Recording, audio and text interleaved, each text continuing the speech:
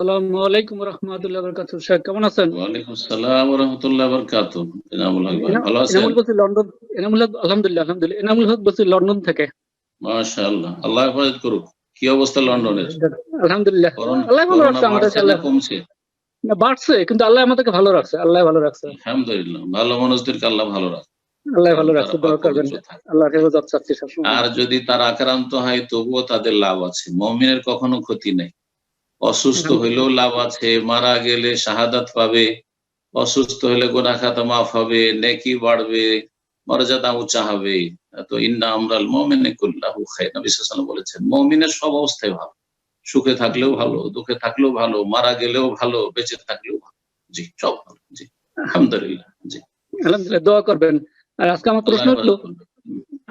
যে মেয়েদের যে মেইলি রোগ আছে, মাসিক না কিন্তু অন্যটা কি, যেমন মাঝে মাঝে একটু একটু করে সাদা সাদা বাইরে আসে, সামান্য সামান্য করে। এইরকম যদি হয় তাহলে এক অজুতে কি তাহাজ্জুদের সালাদের সাথে সাথে ফজরের সালাদও, মানে ফজরের সালাদও পড়তে পারবেন কিনা? একটু যদি দুই সালাত হয়ে সাদা গেল। সাদা সারাব না ইস্তেহাজা? এটাকে কি বলে ঠিক বুঝতে পারবো না, কিন্তু মাসিক নয় আরকি। ওই যে একটু একটু করে সাদাই বের হয়ে আসে।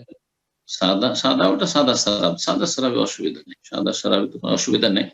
উযু করে যতক্ষণ আপনার প্রত্যেক ওয়াক্তের জন্য উযু করবে। আসলে ওই ক্ষেত্রে ইস্তেহাজার ক্ষেত্রে অথবা সাদা সারাব হচ্ছে ও তো উযু নষ্ট হবে। আর সাদা সারাবে কাপড় নাপাক হবে, এখানে ইখতিলাফ আছে, কিন্তু আসলে কাপড় নাপাক হবে না। কিন্তু কথা হচ্ছে যে ইস্তেহাজা রক্ত নাপাক। বাকি কথা হলো যে প্রত্যেক ওয়াক্তের জন্য উযু করবে। এখন প্রত্যেক ওয়াক্ত বলতে ফরজের সালাত এবং ফরজ সালাতের আগে যে ধরেন তাহাজ্জুদ রয়েছে সেটা পড়ে। আমার মনে হয় গত সপ্তাহে এরকম ধরনের একটা প্রশ্ন করা হয়েছে। অসুবিধা নেই এতে। অসুবিধা কি আছে? অসুবিধা নেই। কারণ সেটা আলাদা কোনো ওয়াক্তের সালাত নয়, বরং সেটা একটা নফল সালাত। সুতরাং তাহাজ্জুদের সময় উযু করলো, আর উযু করার পরে তারপরে হয়তো আযান হইলো। এমন বেশি তাতে ব্যবধান ছিল না, আর ফজর পড়ে নিল। আল্লাহু আলাম, তাতে অসুবিধা নেই ইনশাআল্লাহ। কিন্তু যদি বেশি সময় ব্যবধান থাকে কয়েক ঘন্টার, তাহলে হয়তো রক্ত নির্গত হয়েছে। সুতরাং সেই ক্ষেত্রে যদি উযু করে নেয় ভালো কথা।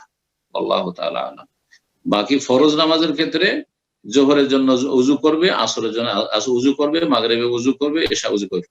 ফাকানা তাতাওয়াদা লিকুল্লি সালাতিন, হাদিস আছে, বা তাওয়াদ্দাই লিকুল্লি সালাতিন। ইস্তেহাজা রোগীকে রাসূল বলেছেন যে প্রত্যেক ওয়াক্তের জন্য উযু করে নাও।